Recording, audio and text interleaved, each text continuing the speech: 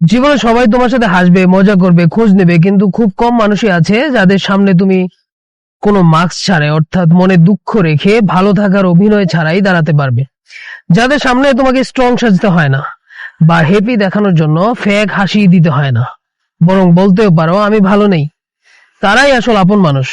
তাদের চিনতে পারবে কিছু আলাদা ইঙ্গিতে। তারা শোনে, বিচার করে না।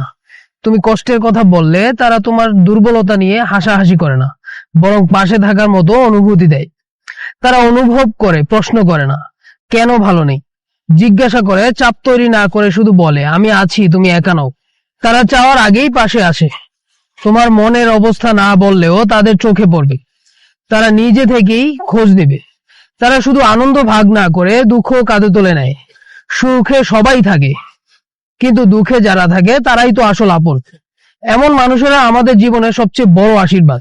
তাদের চিনতে দেরি হয় না, কারণ তাদের উপস্থিতিতেই নিজেদের অনেক হালকা মনে হয়।